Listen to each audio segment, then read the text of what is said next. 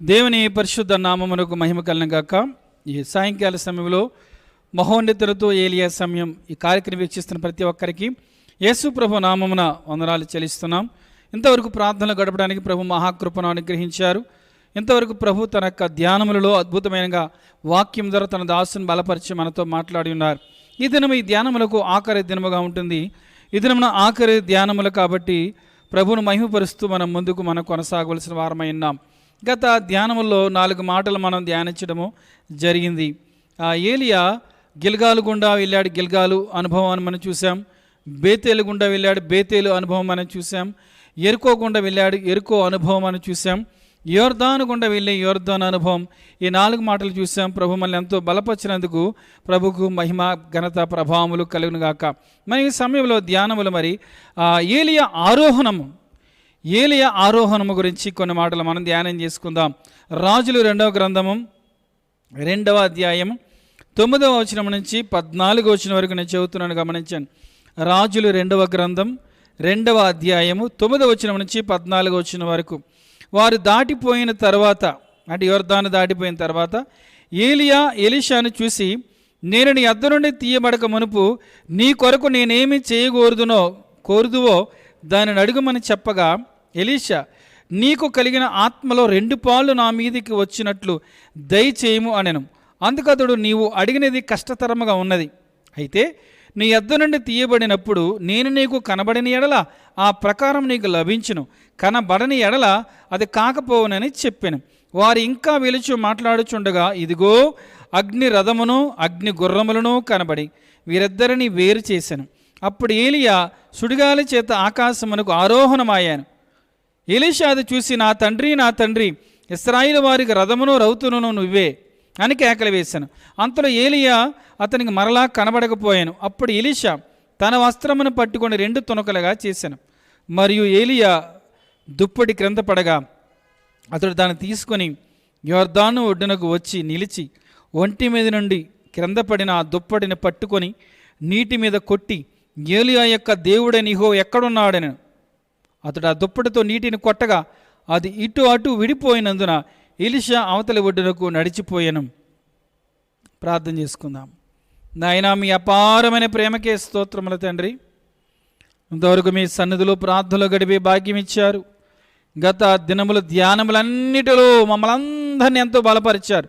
మీ దాసులందరినీ మీ పరిశుద్ధాత్మ చేత నింపి నాయనా, ఈ దినం మరి ఈ ధ్యానములు చివరి దినముగా ఉంటుంది.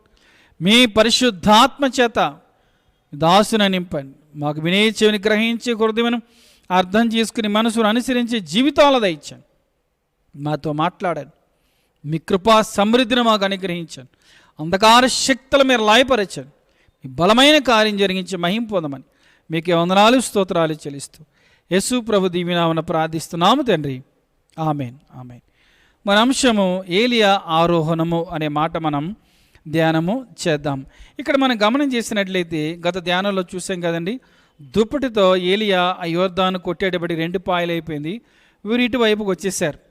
వచ్చినప్పుడు ఏలియా ఎలీషాను చూసి ఏమంటున్నాడంటే 9వ వచనంలో, నేను నీ యొద్ద నుండి తీయబడక మునుపు నీ కొరకు నేనేమి చేయగోరుదువో దాన్ని అడుగుమని చెప్పగా, మొదటి పాయింట్, ఏలియా ఎలీషాతో అంటున్నాడు, నీకేమి కావాలి అంటున్నాడు. నేను నీ యొద్ద నుండి తీయబడక మునుపు అంటే ఎలీషాకు తెలుసు అని ఏలియాకు తెలుసు. ఏలియాకు కూడా తెలుసు నేను పరలోకానికి నన్ను తీసుకెళ్ళిపోతున్నాడు దేవుడని చెప్పి. అలాగే బేతేలులో ఉన్న ప్రవక్తలకు తెలుసు, ఎరికోలో ఉన్న ప్రవక్తలు కూడా తెలుసు. వీళ్ళిద్దరికి కలిసి రావటం యోర్దాను దగ్గర ఉన్న ప్రవక్తలు కూడా తెలుసు, చూస్తున్నారు. 50 మంది ప్రవక్తల శిష్యులు వీళ్ళందరూ చూస్తున్నారు ఏలియా ఆరోహణం అవుతాడని. కాబట్టి గురువు అయినటువంటి ఏలియా శిష్యుడైనటువంటి ఎలీషాని అడుగుతున్నాడు. ఎందుకు అడుగుతున్నాడంటే, నేనే చాలా ఛాలెంజ్లు ఎదుర్కొన్నాను. ఈ కఠోరమైన రాజులు కానీ ఆ సంబంధమైన ప్రజలు కానీ తిరుగుబాటు చేసే ప్రజలు, వారిని ఎదుర్కోవడానికి నాకే ఎంతో ఛాలెంజ్గా అయిపోయింది. నా తర్వాత పనిని నా శిష్యుడైన ఎలీషా దాన్ని కొనసాగించాలి. కాబట్టి అతని మనసులో ఏముందో తెలుసుకుందామని చెప్పి, ఎలీషా నీకేమి కావాలి అని అడుగుతాడు. అప్పుడు ఎలీషా అంటున్నాడు, అయ్యా, నీవు పైకి వెళ్ళకముందు నాకు కావలసినవి, నీకు కలిగిన ఆత్మలో 2 పాళ్ళు నాకు కావాలంటే, అంటే డబల్ బ్లెస్సింగ్, అంటే 2 పాళ్ళు ఆత్మతో నేను నింపబడాలని అడిగాడు. ఒకవేళ ఇక్కడ ఆలోచించేద్దాం, ఎందుకు ఇలా అడిగాడు అంటే ఎలీషాకి తెలుసు ఏలియా ఎన్ని ఛాలెంజ్లు ఎదుర్కొన్నాడో. మా గురువు గారు అంత శక్తివంతమైన ప్రవక్త అయ్యండి, ఆయనే అలాంటి ఎదుర్కోవాల్సి వచ్చినవి, నేను కూడా చాలా ఎదుర్కోవాలి అంటే ఇంత 2 పాళ్ళు ఆత్మ లేకపోతే నేను ఎదుర్కోలేను అని ఉద్దేశంతో అడుగుతున్నాడు. అంత మాత్రమే కాకుండా 2 పాళ్ళు ఆత్మ అంటే తన వయస్సు కూడా, ఏజ్ కూడా ఏలియా గారి కంటే ఎలీషా గారు ఎక్కువ సంవత్సరాలు బ్రతికాడు. డబుల్ ఏజ్ అని కూడా భక్తుడు రాస్తుంటారు. కానీ ఇక్కడ ఈ విధముగా అడుగుతున్నాడు ఎలీషా గారు. అప్పుడు ఏలియా అన్నారు, ఏమన్నారంటే, సరే నేను వెళుతున్నప్పుడు నేను కనిపిస్తే కనుక అది జరిగిద్దిలే, లేదంటే కనుక అది జరగదన్నట్టుగా అంటా ఉన్నాడు. ఇక్కడ మనం ఆలోచించేద్దాం. ఎలీషా ఉద్దేశం ఏంటంటే 2 పాల ఆత్మ నాకు కావాలి. ఏలియా ఉద్దేశం ఏంటంటే ఈ పరిచర్య ఆగిపోకూడదు, ముందుకు సాగాలి. నీవు ఏ కోరికతో ఉన్నావో నాకు చెప్పు, ఏ ఆశతో ఉన్నావో, ఏ తృష్ణతో నాకు తెలియజెప్పని చెప్పి ఏలియా ఎలీషాను అడుగుతున్నాడు. ఇక్కడ ఆలోచించేద్దాం. యేసు ప్రభు వారు కూడా తన శిష్యులతో మాట్లాడుతూ ఆయన అంటారు, ఇదిగో నేను ఏమీ కూడా దాచుకోకుండా అంతా నేను మీకు తెలియజేశానని చెప్పి యేసు ప్రభు వారు తన శిష్యులతో అంటారు. అంత మాత్రం కాకుండా తోడేళ్ల మందికి గొర్రె పిల్లలను పంపినట్టుగా నేను మిమ్మల్ని లోకములోనికి పంపిస్తాను అంటున్నాడు ఆయన. అంటాడు యేసు ప్రభు అంటారు.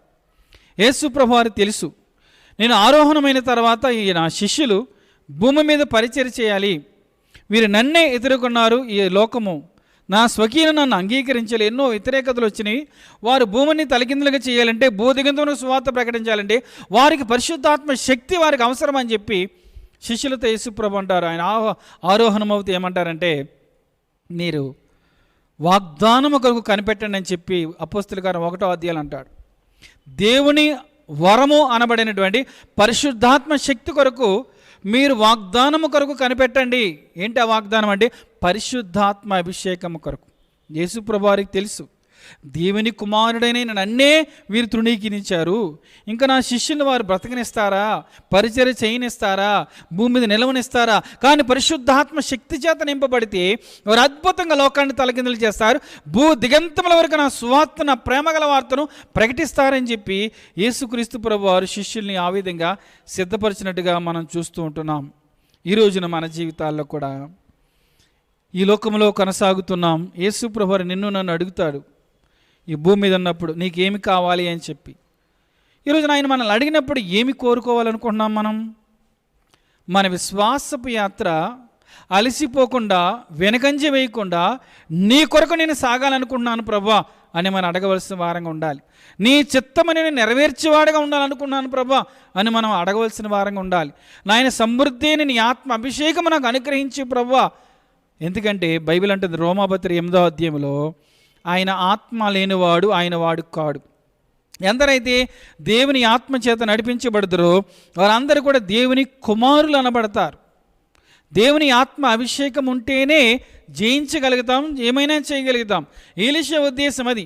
ఏలియా ఉద్దేశం కూడా ఏంటంటే ఈ పరిచర్య ఆగకూడదు, నాకు బదులుగా ఎలీషాని దేవుడు అభిషేకించమన్నాడు, ఎలీషా అద్భుత రీతిగా పరిచర్యలో ఛాలెంజింగ్గా కొనసాగాలి అని తన మనసులో ఏముందో అని అడుగుతున్నాడు. ఈ రోజున దేవుడు కూడా నిన్ను నన్ను అడుగుతున్నాడు. సొలొమోను అడిగాడు, మందిరము కట్టిన తర్వాత బలులు అర్పించి పడుకుంటాడు, సొలొమోనా నీకేమి కావాలి అని అడుగుతున్నాడు. సొలొమోను అంటున్నాడు, ప్రభువా ఈ ఇశ్రాయేలు ప్రజల మీద రాజుగా చేశావు, జ్ఞాన వివేకముల హృదయము నాకు దయచేయి ప్రభువా అని చెప్పాడు.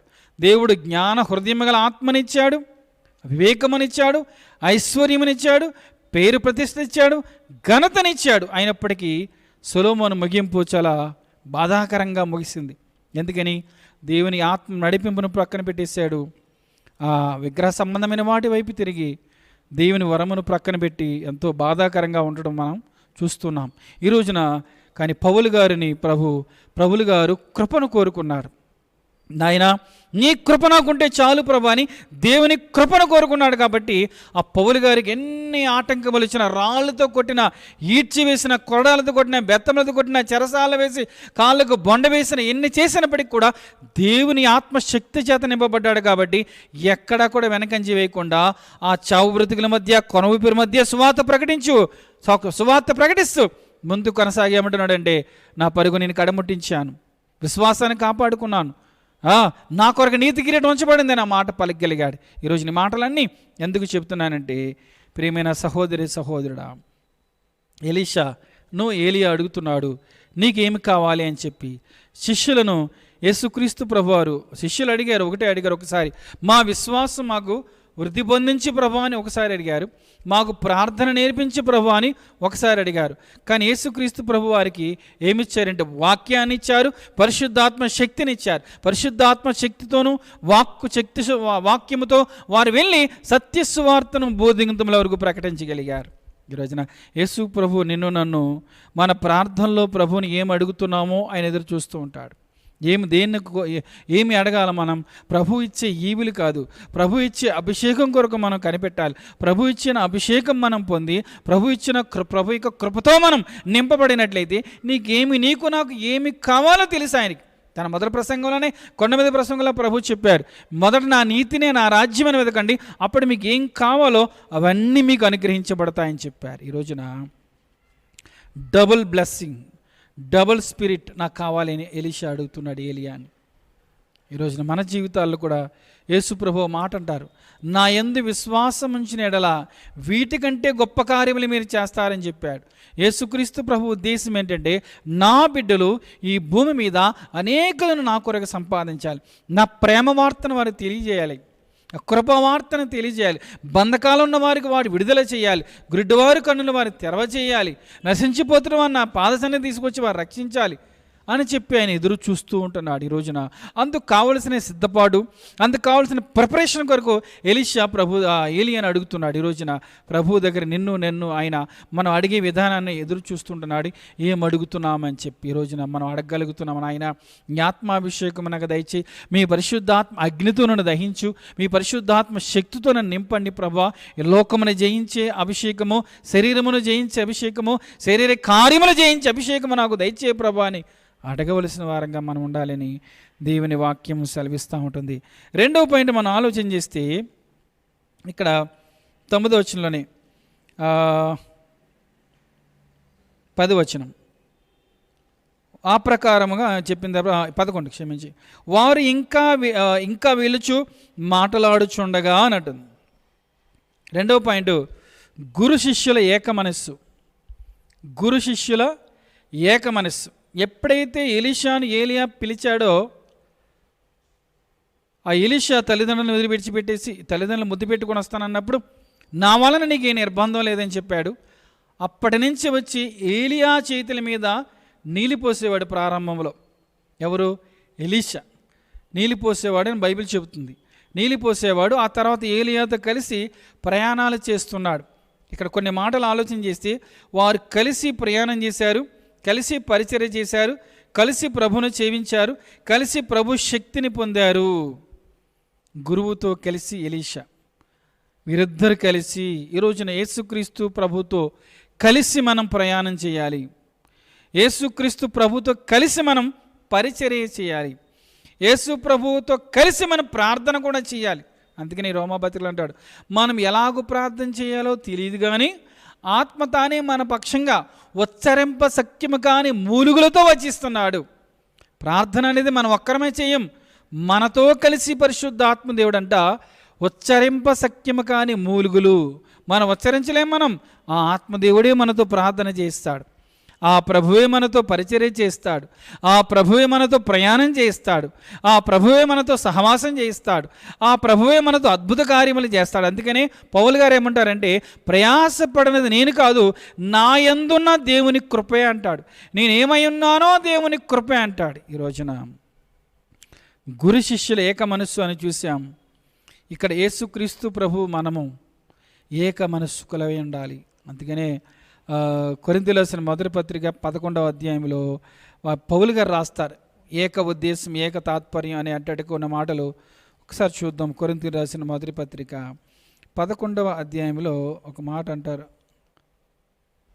2వ వచనం, మీరు అన్ని విషయంలో నన్ను జ్ఞాపకం చేసుకొనొచ్చు, నేను మీకు అప్పగించిన కట్టడను గైకొనుచున్నారని మిమ్మల్ని మెచ్చుకొనుచున్నాను అని ఆ మాట చెప్పి, అంటే ఇక్కడ యేసుక్రీస్తు ప్రభు శరీరమును రక్తమునకు సాదృశ్యం అంటే ఆ మాటల గురించి అక్కడ ఆయన చెప్తాడు. కానీ ఒక్కసారి ఫిలిప్పీలు రాసిన పత్రిక 2వ అధ్యాయంలో 2వ వచనమును చదువుతున్నాను. మీరు ఏక మనస్కులగునట్లుగా ఏక ప్రేమ కలిగి ఏక భావము గలవారుగా ఉండి ఒక్కదాని యందు మనస్సుంచుచు నా సంతోషమును సంపూర్ణము చేయండి. ఇక్కడ అంటుంది ఏక మనస్సు, ఏక ప్రేమ, ఏక భావము ఒక్కదాని అందే అంటున్నాడు. అంటే సంఘములో ఐక్యత ఉండాలని చెప్పి వాళ్ళందరూ ఒకే మనసు కలిగి ఉండాలని చెప్పి అంటున్నాడు. ఈరోజు యేసుక్రీస్తు ప్రభు కూడా మనకు కూడా ఏమంటున్నారంటే ఏక మనస్సు ఉండాలి. యోబు గారు దేవుడి గురించి ఒక మాట అంటాడు, దేవుడిని యెహోవా ప్రభు గురించి, ఆయన ఏక మనస్సు గలవాడు, ఆయనకి ఇష్టమైనది ఏదో అదే చేయను, ఆయన మార్చగలవాడెవడు అని చెప్పి. ఈ రోజున నీవు నేను యేసు ప్రభువుతో కలిసి ఒకే మనస్సుగా ఉండాలి. అంటే ఒకే మనస్సు అంటే ఆయన చిత్తమును తెలుసుకునే వారంగా మనం ఉండాలి, ఆయన ఇష్టాన్ని గ్రహించే వారంగా మనం ఉండాలి, ఆయన గమ్యమును మనం తెలుసుకునే వారంగా ఉండాలని చెప్పి దేవుని వాక్యము మనతో బోధిస్తుంది. ఈ రోజున మనం ఎవరితో కలిసి ప్రయాణం చేస్తున్నాం? ఏలియా అంటున్నాడు ఎలీషాతో, మనం గత ధ్యానాలు కూడా చూసాం, నువ్వు ఇక్కడుండు, నన్ను పలానా చోటకి వెళ్ళమంటున్నాడంటే 4 సార్లు కూడా ఎలీషా ఏమంటాడంటే నేను వెళ్ళనంటాడు. యెహోవా జీవముతోడు నీ జీవముతోడు నిన్ను విడువనండి పదం వాడాడు. నిన్ను విడినాడు. అందుకని మన జీవితాల్లో కూడా రోమాపత్రిక 8వ అధ్యాయంలో 35వ వచనం నుంచి మనం ఆలోచన చేస్తే అద్భుతమైన మాట ఇక్కడ మనకు కనిపిస్తుంది.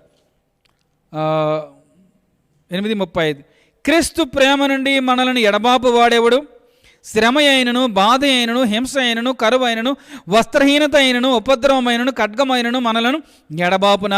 ఇందుని గురించి వ్రాయబడినది ఏమనగా నిన్ను బట్టి దినమెల్ల మేము వధింపబడిన వారము, వదకు సిద్ధమైన గొర్రెలమని మేము ఎంచబడిన వారము అయినను మనలను ప్రేమించిన వాని ద్వారా మనము వీటన్నిటిలో అత్యధిక విజయం పొందుచున్నాము. మరణమైనను, జీవమైనను, దేవదూతులైనను, ప్రధానులైనను, ఉన్నవైనను, రాబోవునవైనను, అధికారులైనను, ఎత్తైన లోతైనను, సృష్టింపబడిన మరి ఏదైనను మన ప్రభు అయిన క్రీస్తు యేసునందలి దేవుని ప్రేమ నుండి మనలను ఎడబాప నేరవని రూఢిగా నమ్ముచున్నాను. ఎలీషా అంటున్నాడు నేను విడవనన్నాడు. ఇక్కడ పౌలు గారు ఏమంటున్నారంటే క్రీస్తు ప్రేమ నుండి మనల్ని ఎడబాపవాడెవడు? ఈ రోజున ఏది మనల్ని కూడా ఎడబాపలేదు. కాబట్టి యేసుక్రీస్తు ప్రభుని వెంబడిస్తూ ఆయనలోనే మనం ఏక మనస్కులంగా మనం ఉండాలి, ఆయన్నే హత్తుకొని ఉండాలి. ఆదికాండం 32వ అధ్యాయంలో 26 నుంచి 30 వరకు చూస్తే యాకోబు గారు ఎబ్బోకు రేవు దగ్గర ప్రార్థన చేస్తున్నాడు. ఏమని ప్రార్థన చేస్తున్నాడంటే నీవు నన్ను ఆశీర్వదిస్తేనే కానీ నేను వదలను అంటున్నాడు. అప్పుడు దేవుడు ఏమంటున్నాడంటే విడిచిపెట్టయ్యా, తెల్లవారిపోతుందని ఆయన విడిచిపెట్టి అంటుండే యాకోబు అన్నాడు నువ్వు నన్ను ఆశీర్వదిస్తేనే కానీ విడవని అంటున్నాడు. ఆయన నన్ను విడిచిపెట్టి అంటుంటే నేను వదిలిపెట్టానని చెప్పి అప్పుడు దేవుడు అక్కడ ఆయన ఆశీర్వదించాడు, విడవను అంటున్నాడు. ఈ రోజున మన జీవితాల్లో మనం కూడా ప్రభువుని ఏం చేయాలంట? గోజాడల ప్రభు దగ్గర, నాయనా నేను నిన్ను విడువను ప్రభా, నా జీవితంలో ఎన్ని కలిగినా ఎన్ని వచ్చినా నిన్నే హత్తుకొని ఉంటాను ప్రభా, నీవే నా సర్వం ప్రభా, నీ చెంతే ఉంటాను ప్రభా, చావైన బ్రతికని ఏమైనా నీవే ప్రభా అని చెప్పి ప్రభువు దగ్గరే మనం హత్తుకొని ఉండవలసిన వారంగా ఉండాలి. ఆస్ట్రియా దేశంలో క్రిస్టియానా అనే ఒక సహోదరి ఉంది. ఆమె ప్రభువుని నమ్ముకుంది, ప్రభుని నమ్మి ప్రభుని సేవిస్తూ ఉంది, ప్రభు గురించి తెలియచేస్తూ ఉంది. ఆమెని హెచ్చరించారు ఆ దేశ ప్రజలు, ఆ దేశ ప్రభుత్వం వారు, నువ్వు యేసు ప్రభువును వదులుతావా, నీ ప్రాణం పోగొట్టుకుంటావా అని చెప్పి. ఆమె ప్రభువులో శక్తితో ఆయన శక్తితో నింపబడి ఒకటే అంటది, మీరు నన్ను ఏమి చేసినా నేను ప్రభువును మాత్రం విడిచిపెట్టను అంటది. అప్పుడు వారు ఏం చేస్తారంటే బాగా మరిగినటువంటి నీళ్ళను తీసుకొచ్చి ఆమెను కూర్చోబెట్టి ఆ వేడివేడి నీటిలో కాలు పెట్టేస్తారు. కాళ్ళన్నీ బొబ్బలు వచ్చేసి కాలిపోతాయి నీటికి. ఇప్పుడు అడుగుతారు మరలా, యేసు ప్రభువును వదిలిపెడతావా, చంపేయమంటావా అంటే నన్ను ఎలాగ చేసినా కానీ నేను ప్రభువును మాత్రం విడిచిపెట్టను అంటారు. వారికి ఇంకా కోపం వచ్చేసి ఒక కుర్చీని ఎర్రగా కాల్చి ఈమె పై వస్త్రాలన్నీ తీసేసి ఆ కాలిపోయిన కాలుతున్న కుర్చీ మీద అలాగే కూర్చోబెట్టేస్తారు. ఆమె చర్మం ఆ కుర్చీ కంటుకొని మైనం వల్లే కరిగిపోతూ ఉంటుంది, కరిగిపోతూ ప్రభును స్తుతిస్తూ ఉంటుంది. అప్పుడు అడుగుతున్నారు, ఇప్పుడైనా విడిచిపెడతావా అంటే నేను విడిచిపెట్టనంటుంది. వారికి ఇంకా కోపం వచ్చేసి ఆమెను మొక్కల కింద కట్ చేసేసి మూటలో కొట్టి సముద్రంలో పడేస్తారు. చూసారా ఆమె విశ్వాసం? మీరు నన్ను ఏమి చేసినా, చంపినా, ఎలాగో చేసినా కానీ నేను ప్రభువును మాత్రం నేను విడిచిపెట్టనని చెప్పింది. ఈ రోజున మన జీవితాల్లో గురు శిష్యులు ఏక మనస్సు, ఎలీషా ఏలియాని నేను విడిచిపెట్టనంటున్నాడు. అనగా యేసుక్రీస్తు ప్రభువారు నీవు నేను కూడా మన నమ్మిన ప్రభువుని ఎంత జరిగినప్పటికి కూడా, ఏమైనప్పటికి కూడా ఆయన్ని హత్తుకొని ఉండాలి. యోబు అదే అంటాడు కదా, నీవు నన్ను చంపినా నేను నీ కొరకు కనిపెట్టుకుంటాను ప్రభు అంటున్నాడు. ప్రభువే ఆశ్చర్యపోయారు. ఈరోజున మన జీవితాల్లో ప్రభుతో మనం ఏక మనస్సు కలిగి మనం ఉండాలి. గురు శిష్యులు ఏక మనస్సు అని టైటిల్ చూసాం, సబ్ టైటిల్. మనం ప్రభువుతో కలిసి ఏక మనస్సు, ఆయన మనస్సు గుర్తించి, ఆయన చిత్తాన్ని గుర్తించి, ఆయన కొరకు నీవు నేను ముందుకి వెళ్ళవలసిన వారంగా ఉంటున్నాం ప్రియమైన దేవుని సంగమా. ఇంకా మనం అలా ధ్యానం చేసుకుంటూ ముందుకు మనం వెళ్ళినట్లయితే రాజులు 2వ గ్రంథంలో అక్కడ మళ్ళా వద్దాం. అక్కడ వారు ఆ ఏక మనస్సు అని చూడటం జరిగింది. ఇంకొక మాట, వీరు నడుస్తున్నారు. నడిచేటప్పటికి ఒక్కసారిగా 11వ వచనం, వారు ఇంకా వీళ్ళచు మాట్లాడుచుండే, ఇదిగో అగ్ని రథమును అగ్ని గుర్రములను కనబడి వీరిద్దరినీ వేరు చేసెను. అప్పుడు ఏలియా సుడిగాలి చేత ఆకాశమునకు ఆరోహణమాయను. 3వ పాయింట్, అగ్ని రథములు అగ్ని గుర్రములు వేరుపరచుట. మొదటిది ఏమో ఎలీషా నీకేమి కావాలంటున్నాడు. రెండవది గురు శిష్యులు ఏక మనస్సు చూసాం. మూడవది అగ్ని రథములు అగ్ని గుర్రములు వీరిద్దరిని కూడా ఏం చేసినాయి, వేరుపరిచిని. అప్పటి వరకు కలిసి నడుచుకుంటూనే వచ్చారు. ఒక ఆయన పైకి వేరు చేసేసినాయి. ఎలీషా అటువైపు పడిపోయాడు, ఏలియా ఇటువైపు ఉండిపోయాడు. ఇద్దరు కూడా వేరు చేయబడ్డారు. ఒకరు భూమి మీద ఉండారు, ఒకరు పరలోకానికి ఎత్తపడ్డారు. ఒకరు మిగిలిన పని కొనసాగించడానికి విడవబడ్డారు, మరి ఒకరు పరలోకానికి పిలువబడ్డారు. ఒకరు ఇక్కడే ఉండిపోయారు, కానీ ఒకరు శాశ్వతమైన రాజ్యానికి చేర్చబడ్డారు. ఒకానొక దినమందు గొర్రెలను మేకలను వేరుపరిచే దినము రాబోతుంది. గోధుమలను గురుగులను వేరుపరిచే దినము రాబోతుంది. బుద్ధిగల కన్యకలను బుద్ధి లేని కన్యకలను వేరుపరిచే సమయం రాబోతుంది. ధాన్యమును పొట్టును వేరుపరిచే సమయం రాబోతుంది. భక్తులను భక్తిహీనులను వేరుపరిచే సమయం రాబోతుంది. ఆత్మ సంబంధులను శరీర సంబంధులను ఒకానొక దినమందు వేరుపరిచే సమయం రాబోతుంది. ఈ మాటలను బట్టి మీరు ఏలియా ఆత్మ సంబంధి, ఎలీషా శరీర సంబంధి మీరు అలా లెక్క పెట్టుకోవద్దు. అగ్ని రథములు అగ్ని గుర్రములు వచ్చి వీరిద్దరిని ఎలాగ వేరు చేసి ఏలియాను పరలోకానికి ఆరోహణము తీసుకుని పోయి సుడిగాలి చేత ఆరోహణం అయిపోయాడో, ఈ రోజున మన జీవితాల్లో కూడా ఎలా ఉన్న ఒకానొక దినమందు గొర్రెలు, మత్తయి సువార్త 25వ అధ్యాయంలో మనకు కనిపిస్తుంది. అక్కడ గొర్రెలలోంచి గొల్లవాడు మేకలను వేరుపరిచినట్లుగా అంత్యదినమునందు ఉండును అని అంటున్నాడు. ఈ రోజున గొర్రెల గుంపు అనగా ఎవరంటే ప్రభు చెప్పినట్టుగా క్రియలు కలిగి విశ్వాస జీవితంలో కొనసాగించేవారు. మేకల గుంపు ఎవరంటే ప్రభు మాటను పట్టించుకొనకుండా, ప్రభు చిత్తమును తెలుసుకొనకుండా ఇష్టానుసారంగా జీవించేవారు. గొర్రెలకు కాపరి అవసరము, స్వతహాగా అవి జీవించలేవు. మేకలకు కాపరి అవసరం లేదు, ఎలాగ పడితే వాళ్ళు జీవించేస్తా. ఈ రోజున కాపరి నీకు నాకు ఉన్నాడా, లేదంటే లోకమే మన మీద కాపరిగా ఉందా, మన పద్ధతులే మన మీద కాపరిగా ఉన్నాయా, ఎలా ఉన్నామనేది మనం ప్రశ్న వేసుకోవలసిన వారంగా ఉన్న. అగ్ని రథములు అగ్ని గుర్రములు వారిని వేరు చేసినవి. ఒక రోజున గోధుమలు గురుగులు వేరు చేయబడతాయి. అక్కడ పొలములో యజమాని గోధుమలను విత్తి వెళ్ళాడు, శత్రువు వచ్చి గురుగులు విత్తేశాడు. అలాగా గోధుమలతో పాటు గురుగులు పెరిగిపోతున్నాయి. పనివారు అడుగుతున్నారు, అయ్యా నువ్వు గోధుమల మట్టికి విత్తేవు కదా, గురుగులు కూడా పెరిగిపోతున్నాయండి. రెండింటినీ పెరగనివ్వండి. ఇప్పుడు ఏమి కొయ్యొద్దు, కోతకాలం ముందు మనం కోద్దాం. కోతకాలం ముందు కోసి గోధుమలను ఆ కొట్టులో వేసుకుంటాను, గురుగులను మీరు కాల్చివేయండి అని చెబుతాడు. ఈ రోజున గోధుమలలో ఉండడానికి నువ్వు ఇష్టపడుతున్నావా, గురులుగా ఉండటానికి ఇష్టపడుతున్నామా ప్రశ్న వేసుకోవాలి. బుద్ధిగల కన్యకులు వారు సిద్ధపడ్డారు కాబట్టి, సిద్ధులలో నూనె కాబట్టి పెండ్లి కుమారుడు వచ్చాడు, పెండ్లి కుమారుడితో పాటు వారు వెళ్ళిపోయారు. బుద్ధి లేని కన్యకులు వారు ఏం చేశారంటే ఇక్కడే విడిచిపెట్టబడ్డారు. అక్కడ మాట ఉంటుంది మత్తయి సువార్త 25వ అధ్యాయంలో, వారందరూ కునికి నిద్రించుచుండగా సంఘము కూడా ఈ దినాల్లో కునికి నిద్రించుచున్నది. సార్వత్రిక సంఘము కూడా కునికి నిద్రించుచున్నది. ఇదిగో పెండ్లి కుమారుడు స్వరం వినబడుచున్నది అని ఒక శబ్దము వినగానే బుద్ధిగల కన్యకలు చక్కదిద్దుకున్నారు. దివిటీలు చక్కదిద్దుకొని సంతోషముతో ఆయన ఎదుర్కొంటూ పరలోకానికి వెళ్ళిపోయారు. బుద్ధి లేని కన్యకలు, నూనె లేదు, సిద్ధపాటు లేదు, జాగ్రత్త లేదు, విశ్వాసం లేదు, నిరీక్షణ లేదు, ఇక్కడే ఉండిపోయారు. ఈ రోజున మనం ఎలా ఉంటున్నాం? ధాన్యములోంచి పొట్టు వేరుపరిచినట్టుగా యోహాను, బాప్టిజం ఇచ్చే యోహాను గారు అంటారేమని, ఆయన కళ్ళమును బాగా శుభ్రపరిచి ఉన్నాడు, ఆయన చేట ఆయన చేతిలో ఉంది. సంఘం అనే చేటను ఆయన చేతులు పెట్టుకున్నాడు. సంఘములో మనం అందరం ఆయన చేటలో ఉన్నాం. ఆయన పోత పోసాడు అనుకోండి, పోత పోసేటప్పుడు మంచి ధాన్యమైన పాదముల దగ్గర పడతాయి, పొట్టు రాలిపోయి కనబడనంత దూరం వెళ్ళిపోద్ది. ధాన్యమునైన కొట్టులో వేసుకుంటాడు, పొట్టును కాల్చి వేస్తారు. ఈ రోజున ఒకానొక దినం ముందు వేరి చేయబడి దినము రాకముందే ప్రభు దగ్గర మన పశ్చాత్తాపడదాం. భక్తి పరులు, భక్తిహీనులు, నీతిమంతులు, అనీతిమంతులు, ఈ మాటలన్నీ మనకి ఒక్కొక్క సామెతలో కనపడతాయి.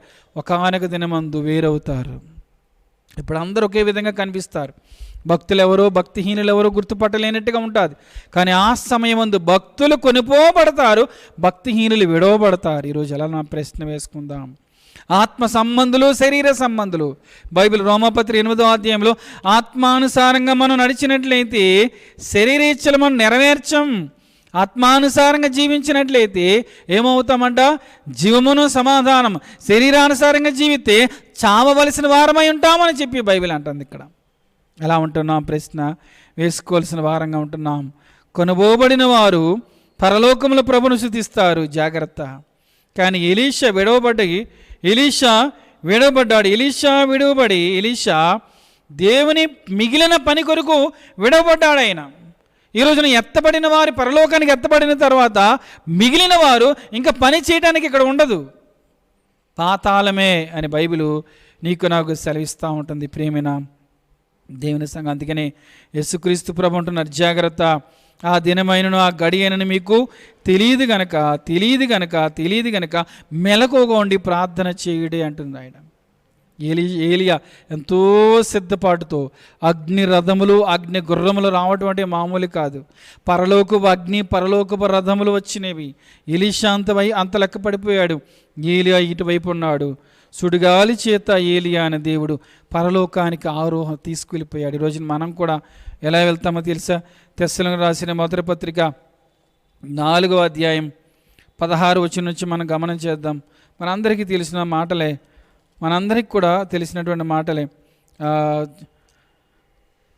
16 నుంచి చదువుతున్నాను. ఆర్భాటముతోనూ ప్రధాన దూత శబ్దముతోనూ దేవుని బోరుతోనూ పరలోకము నుండి ప్రభు దిగి వచ్చును. క్రీస్తునందుండి మృతులైన వారు మొదట లేతురు, ఆ మీదట సజీవులమై నిలిచియుండు మనము వారితో కూడా ఏకముగా ప్రభువుని ఎదుర్కొనుటకు ఆకాశ మండలమునకు మేఘముల మీద కొనుపోబడదము. కాగా మనము సదాకాలము ప్రభుతో కూడా ఉందము. కాబట్టి మీరు ఈ మాటల చేత ఒకరిని కూడా ఆదరించుకొనిడి. ఏలియాన దేవుడు సుడిగాలితో పరలోకానికి తీసుకువెళ్ళిపోయాడు, కానీ సంఘాన్ని ప్రభువు తీసుకెళ్ళడానికి ఆయన ఆర్భాటముతో ప్రధాన దూత శబ్దముతో ఆయన రానయ్యున్నాడు. మనల్ని ఎలా తీసుకెళ్తాడంట ఆయన? మనము మేఘము, ఆకాశ మండలమునకు మేఘముల మీద మనం కొనుపోబడదాము. ఒకానొక దినమందు మనము కూడా మేఘముల మీద కొనుపోబడతాం. ఒకవేళ మరణించిన వారు ఏం చేస్తారంట? అక్కడ మొట్టమొదటిగా మృతులైన వారు మొదట లేస్తారంట, మహిమ శరీరంతో తిరిగి లేస్తారు. ఒకవేళ మనం సజీవులంగా ఉంటే వారందరూ తిరిగి లేచిన తర్వాత మనము మేఘముల మీద పరలోకానికి కొనుపోబడతాం. ఏలియా ఎక్కడికి కొనుపోబడ్డాడో మనము కూడా అక్కడికే కొనుపోబడతాం. ఏలియా ఎంత సిద్ధపాటుతో ఉన్నాడో మనము కూడా అంత సిద్ధపాటుతో జీవించగలుగుతున్నామా? ఏలియా ఎలాంటి ప్రార్థన శక్తితో ఉన్నాడో మనము కూడా అలాంటి ప్రార్థన శక్తితో ఉండగలుగుతున్నామా? అందుకని ఇక్కడ తెస్సలోనికీయులకు మొదటి పత్రిక 5వ అధ్యాయంలో, ఆ సహోదరులారా, ఆ కాలమును గూర్చియు ఆ గడియను గూర్చియు మీకు రాయనక్కరలేదు. రాత్రి మీద దొంగ ఎలాగో వచ్చినా అలాగ ప్రభుదినం వచ్చినని బాగుగా మీకు తెలియను. లోకులు నెమ్మదిగా ఉంది, భయమేమి లేదని చెప్పుకుంటున్నారేమో. కానీ జాగ్రత్త, ప్రసవేదన కలిగినట్టుగా కలుగుతుందని చెబుతున్నారు. అని చెప్పి ఏమంటున్నాడంటే, మీరందరూ వెలుగు సంబంధులను పగట సంబంధులు ఉన్నారు కనుక మనం రాత్రి వారము కాము, చీకటి వారము కాము, కావున ఇతరుల వలె నిద్రపోక మెలకువకండి, మత్తులము కాకయందము అంటే పౌలు గారు చెబుతున్నారు. జాగ్రత్త, ప్రభు రాకడ వస్తుంది, మెలకువగా ఉండండి, సిద్ధపాడుతూ ఉండండి అని రాకడ మనం ఎదుర్కొందామని బైబిల్ ఇక్కడ సెలవిస్తుంది. ఈ రోజున ఎలాంటి సిద్ధపాటుతో, ఎలాంటి ఏ విధమైన మనసుతో, ఏలియా వలె నీవు నేను కూడా, ఏలియాకు తెలుసు ప్రభు వస్తున్నాడు, ప్రభు తన అగ్నిరథాలని అగ్ని గుర్రములు పంపి నన్ను పరలోకానికి తీసుకువెళ్ళిపోతాడని ఏలియాకు తెలుసు, ఎలీషాకు కూడా తెలుసు. అందుకని అంత సంసిద్ధి ఉంటున్నాడు. ఈరోజు నీకు నాకు కూడా తెలుసు, మనం పరలోకానికి వెళ్తాం, మన శాశ్వత రాజ్యానికి, మన యొక్క సిటిజన్షిప్ పరలోకం అని చెప్పి దానికి ఎంత సిద్ధపడుతున్నాం. కొలస్సీ 3:1 మీరు క్రీస్తు కూడా లేపబడిన వారైతే పైనున్న వాటినే వెతుకుడి, పైకి చూసేవారు పైకి వెళతారు, కిందికి అనగా భూ సంబంధమైన వారు ఇక్కడే విడిచిపెట్టబడతారు. ప్రశ్న వేసుకుందాం, మన హృదయాలను పరీక్ష చేసుకుని ముందుకు కొనసాగవలసిన వారముగా ఉంటున్నాం. ప్రియమైనటువంటి దేవుని సంగమా, అలాగ కొనిపోబడిన తర్వాత ఒక్కసారిగా ఎలీషా పెద్ద కేక వేసి ఇలాగ అంటున్నాడు, నా తండ్రి, నా తండ్రి. 12వ వచనంలో ఇశ్రాయేలు వారికి రథమును రౌతులను నీవే అని కేకలు వేశాడు. అంతలో ఏలీయా అతనికి మరలా కనబడకపోయాను. అప్పుడు ఎలీషా తన వస్త్రం పట్టుకొని 2 తునకలుగా చేసేసుకున్నాడు. ఇశ్రాయేలులో ఒక పద్ధతి ఏంటంటే, వారికి ఒక దుర్వార్త విన్నప్పుడు, ఒక బాధాకరమైన వారికి వార్త విన్నప్పుడు, వారికి బాధ వచ్చినప్పుడు ఒక్కసారి వారి వస్త్రాల్ని చింపేసుకుంటారు. సో ఏలియా వెళ్ళిపోవడం ఎలీషాకి చాలా బాధగా ఉంది. పెద్ద పెద్ద కేక, నా తండ్రి, నా తండ్రి, ఇశ్రాయేలు వారికి రథము నీవే, రౌతులు నీవే అని చెప్పి తన వస్త్రం ఒక్కసారి 2 ముక్కలుగా ఆయన చింపేసిన తర్వాత ఏలియా దుప్పటి కింద పడింది. ఏలియా ధరించిన దుప్పటి కింద పడింది. ఆ దుప్పటి ఆయన తీసుకున్నాడు. దాన్ని తీసుకొని యొర్దాను ఒడ్డుకు వచ్చాడు. ఒంటి మీద నుండి క్రింద పడిన ఆ దుప్పటిని పట్టుకొని ఏలియా యొక్క దేవుడని యెహోవా ఎక్కడున్నాడని చెప్పి ఆ దుప్పటితో యొర్దానుని కొడతాడు. 4వ పాయింట్, ఏలియా దేవుడు ఎక్కడ ఉన్నాడు. ఎంత అద్భుతమైన మాట అది. ఎలీషా దేవుని నామమును ప్రార్థన చేసి కొట్టొచ్చు అక్కడ, కానీ ఆ దుప్పటేమో ఏలియాది. ఎలీషా ఆ దుప్పటిని పట్టుకొని అంటున్నాడు. దూరం నుంచి ప్రవక్తల శిష్యులు కూడా చూస్తూ ఉన్నారు. వీళ్ళు ఆయన ఆరోహణం అవటము, ఈయన ఓడిపోవటము, దుప్పటి పడటము, ఈయన బట్టలు చింపుకోవటము, ఈ దుప్పటి తీసుకొని యొర్దాను దగ్గర రావటము అన్నీ చూస్తున్నారు వారు. ఈ దుప్పటి తీసుకొని ఒక్కసారిగా ఏలియా యొక్క దేవుడు ఎక్కడున్నాడని చెప్పి, యెహోవా దేవుడు ఎక్కడున్నాడని యొర్దానును కొట్టేటప్పటికి ఆ నది 2 పాయలైపోయింది. ఈయన అటువైపుకి నడిచి వెళ్ళిపోయాడు. ఈరోజున మనం ఆలోచించేద్దాం, ఏలియా యొక్క దేవుడు ఎక్కడున్నాడని అంటున్నాడు. ఒక్కసారి ఆలోచన చేస్తే, అబ్రహాముకు దేవుడు, ఇస్సాకు దేవుడు, ఇస్సాకుకు దేవుడు, యాకోబు దేవుడు, యాకోబునకు దేవుడు, దావీదునకు దేవుడు. ఒకవేళ దానియేలు గ్రంథముకు వచ్చేటప్పటికి, దానియేలు సింహముల బోన్లో తీసిన తర్వాత రాజుగారు ఒక ఆజ్ఞ జారీ చేస్తాడు. దానియేలు యొక్క దేవుడే పూజార్హుడు, ఆయన దూతను పంపించి తన భక్తుని కాపాడాడు అని చెప్తాడు. షడ్రక మెషక్ అబేద్నెగోల్ని అగ్నిగుండం నుంచి తీసిన తర్వాత నెబుకద్నెజరు రాస్తాడు, షడ్రక మెషక్ అబేద్నెగోల యొక్క దేవుడే పూజార్హుడు అని రాస్తాడు. చూసారా, దానియేలు దేవుడే దేవుడని, షడ్రక మెషక్ అబేద్నెగోల దేవుడే దేవుడని వారు నిరూపించారు. ఈ రోజున మన ప్రశ్న, మరి నీ దేవుడు ఎక్కడున్నాడు అని చెప్పి లోకము నిన్ను నన్ను చూసినప్పుడు మనం నిరూపించగలుగుతున్నామా? ఇక్కడ ఏలియా దేవుడు ఎక్కడున్నాడు అంటే ఎలీషాతో ఉన్నాడు. ఏలియా దేవుడు ఎక్కడున్నాడంటే ఎలీషాను అభిషేకించాడు. ఏలియా దేవుడు ఎక్కడున్నాడంటే ఎలీషా వెంటే ఉన్నాడు. ఈరోజున అదే దేవుడు నీ దేవుడు నా దేవుడిగా ఉన్నాడు. అక్కడ మన పేరు పెట్టుకొని నీ దేవుడు ఎక్కడున్నాడు, నీ దేవుడు నీతో ఉన్నాడు నమ్ముచున్నావా? నీ దేవుడు నీ ముందు నడుస్తున్నాడు నమ్ముచున్నావా? నీ దేవుడు నిన్ను ఆవరించున్నాడు నమ్ముచున్నావా?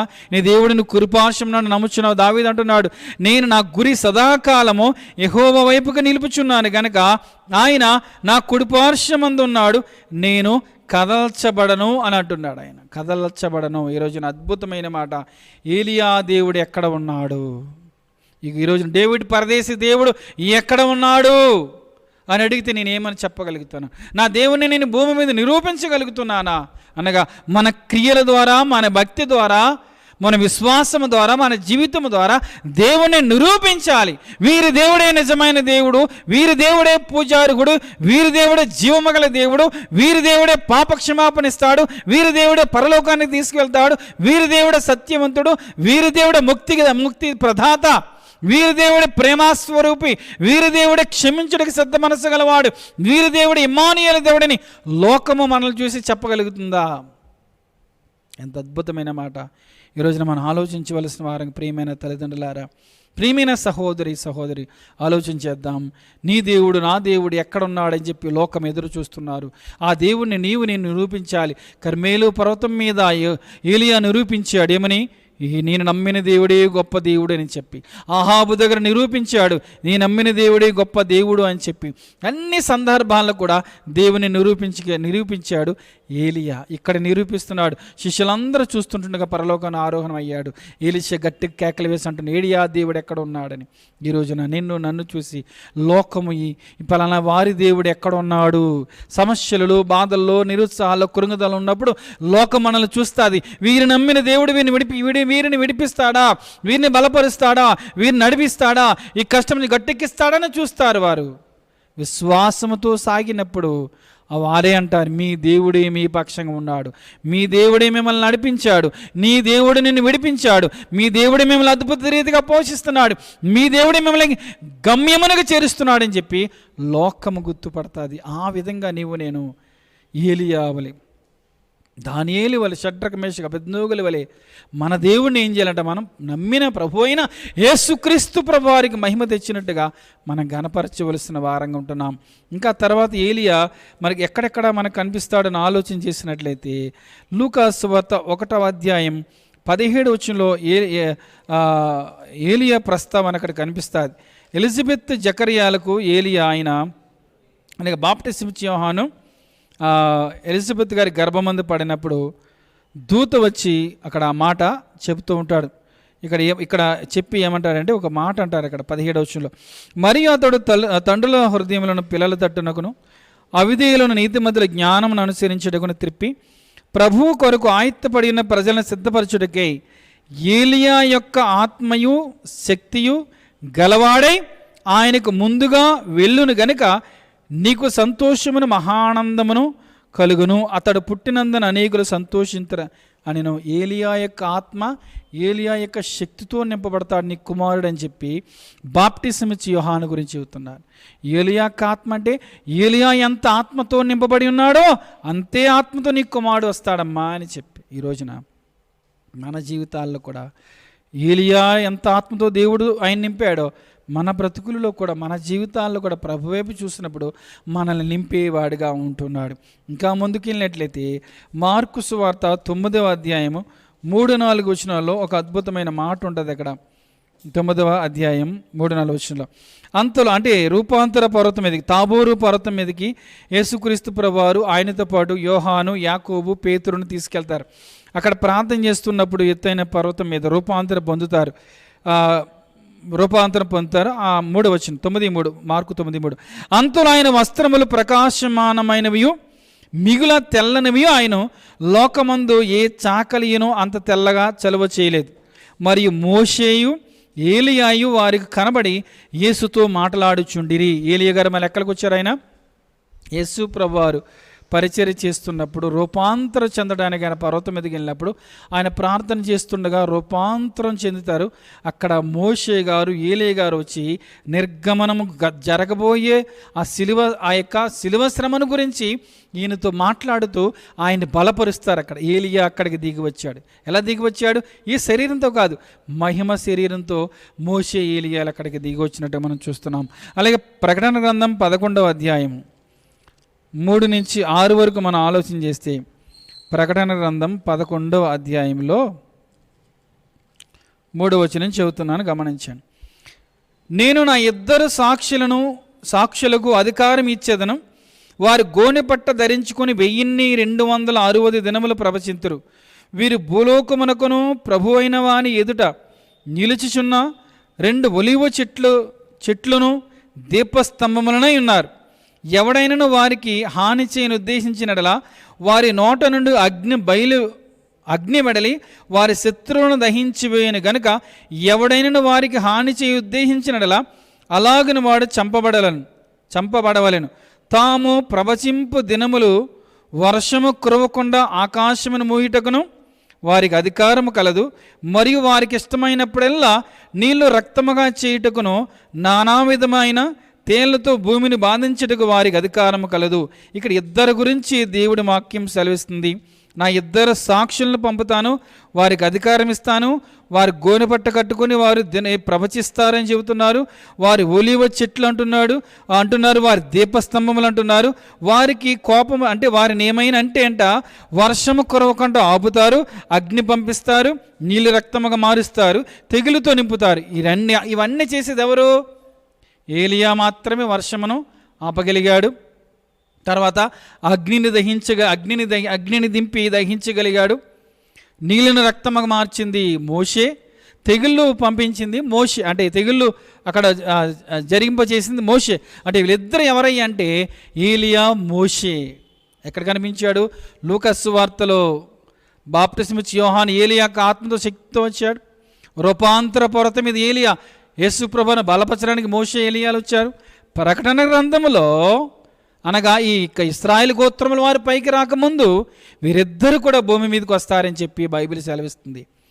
ఈ విధంగా లెక్క పెట్టినట్టు ఆలోచన చేస్తే ఏలియా ఎంత శక్తివంతమైన పరిచర్య చేశాడు, ఎంత అద్భుత రీతిగా ఆయన ఆరోహణమైంది. ఈరోజు మన జీవితాల్లో మనం కూడా ప్రభు నన్ను అడిగినప్పుడు నీకు ఏమి కావాలి అని అడుగుతాడు. ఏమి కోరుకోవడానికి సిద్ధంగా ఉన్నాం? యేసు ప్రభుతో కలిసి ఏక మనస్సు కలిగి ఆయనతో ఏకమై జీవించగలుగుతున్నామా? అలాగే అగ్నిరథములు అగ్నిగుర్రములు వారు వేరు చేసి సుడిగాలిలో ఏలియాను కొనుపోబడ్డారు. ఈరోజు నన్ను వేరు చేసే దినం రాబోతుంది.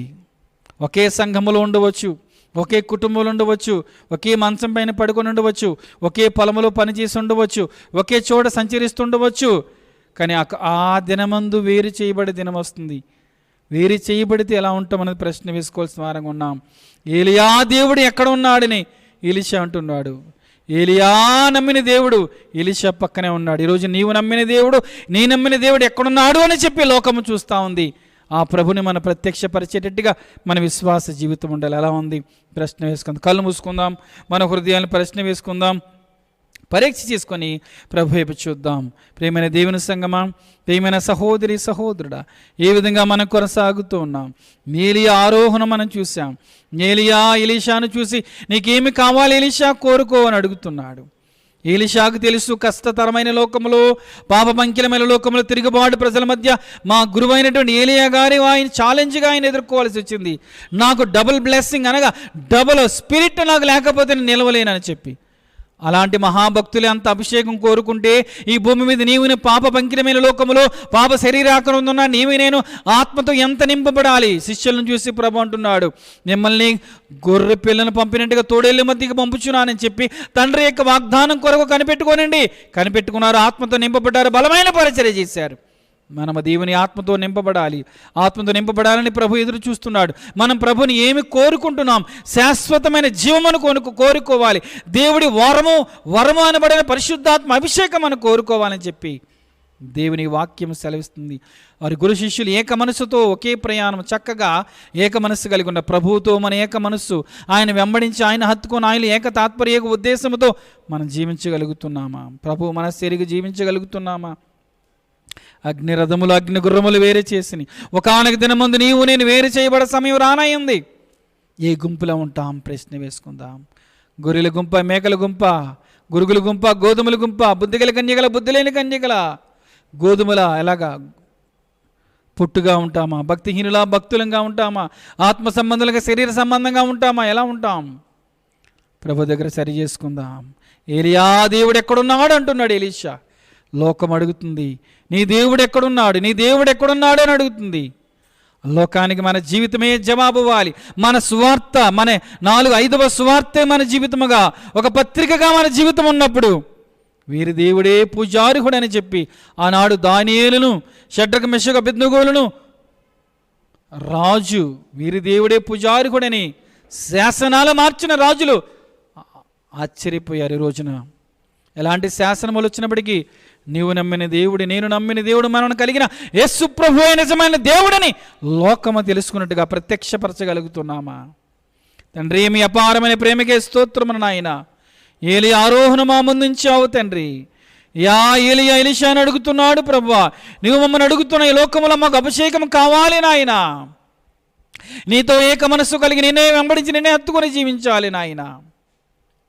వేరుపరచబడక ముందు మా జీవితాలు ఎత్తబడే వారుగా మమ్మల్ని సిద్ధపరచండి. నీ దేవుడేవి, నీ దేవుడేమో, నీ దేవుడు ఎక్కడ లోకం అడుగుతుంది నాయన. నేను మేము ప్రత్యక్షపరిచే ఏలియాల వలె ఉన్నట్లుగా మమ్మల్ని సిద్ధపరిచి సహాయం చేయండి. విత్తబడిన వాక్యం మా హృదయాలు భద్రపరిచి వాక్యానుసారంగా జీవించే భాగ్యం దయచేసి మహిమ పొందమని మీకే వందనాలు, స్తోత్రాలు, మహిమ ఘనత ప్రభావములు చెల్లించుకుంటూ దాసరి కాపరి గారి వారి కుటుంబానికి మంచి క్షేమ, భద్రత, ఆరోగ్యం అనుగ్రహించండి. సేవకులందరూ మీరు దీవించండి. పరిచయలు పాలు పొందిన ప్రతి ఒక్కరిని బిడ్డ ఎవరి బిడ్డల మెండుగా దీవించండి. వారి బిడ్డల్ని మీరు దీవించిన ఆయన రేపు ఆరాధనకు మమ్మల్ని సిద్ధపరచమని ముందున దిమలన్నింటిలో ఇక పరిచర్యంతటిలో నాయన ధ్యానంలో సహాయం దయచేసి మహిమ పొందమని మీకే వందనాలు, స్తోత్రములు చెల్లించుకుంటూ యేసు ప్రభు దివ్యనామమున ప్రార్థిస్తున్నాము తండ్రి, ఆమెన్. తండ్రిని దేవుని ప్రేమ, ప్రభువైన యేసుక్రీస్తు వారి కృప, పరిశుద్ధాత్మగా నేను సమాధాన సకల దీవెనలు కొడిన మనకు మనదరి కుటుంబాలు ఇతర వాక్యమును ఆయన ప్రేమించే వారికి ఇప్పుడు సదాకాలము తోడేనను గాక. Amen, amen. Praise the Lord. ప్రియ సంగమా, రేపటి దినమందు పరిశుద్ధ దినమందు 4 ఆరాధనలు ఉంటున్నాయి మందిరంలోనే. ఉదయం 7 గంటలకు, 9:30కు, అలాగే మధ్యాహ్నం 1 గంటకి మరి కాంపిటీషన్స్ ఉంటూ ఉన్నాయి. 1వ తారీఖు కాబట్టి ఇంటర్ చిల్డ్రన్కి కాంపిటీషన్ ఉంటుంది. సోషల్ మీడియా ఏ విధంగా ఉపయోగపడుతుందని దాని గురించి మరి ఇంటర్ పిల్లల్ని సిద్ధపరిచిన పేరెంట్స్ అలాగే టీచర్స్ కూడా 8వ తారీఖు మీరు సిద్ధంగా ఉండాలని మనం చేస్తున్నాం. మరి సీనియర్ బిడ్డలకు కూడా క్విజ్ కొరకు మీరు సిద్ధపడాలని కూడా మందిరంలోకి వచ్చి 1 గంటకి ఆన్లైన్ క్విజ్ మందిరంలోనే జరుగుతుంది. ఇండివిజువల్ కాబట్టి గమనించి టీచర్స్ జూమ్లోనే వండి మీరు ఇంటి దగ్గరే ఆర్మర్ ఆఫ్ గాడ్ గురించి చక్కగా కాంపిటీషన్లో పాల్పొందాలని మనవి చేస్తున్నాం. రేపు యథావిధిగా 4 ఆరాధనలు ఉంటాయి, పాల్పొందండి. మధ్యాహ్నం 3 గంటలకు 1 గంటకి ఈ కాంపిటీషన్ జరిగితే 3 గంటలకు సండే స్కూల్ ఉంటుంది. 4 గంటలకు 3వ ఆరాధన, 6 గంటలకు 4వ ఆరాధన, మొదటి 2 ఆరాధన కూడా 7 గంటలకు, 9:30కు, 4 గంటలకు, 6 గంటలకు 4 ఆరాధన జరుగుతున్నాయి. చక్కగా శానిటైజేషన్ మందిరాన్ని ఎంతో సిద్ధపరుస్తున్నాం. కాబట్టి మీరు అందరూ వచ్చి మందిరంలో ప్రభుని ఆరాధించాలని ప్రభు పేరిట మనం చేస్తున్నాం. God bless you. Thank you. Praise the lord.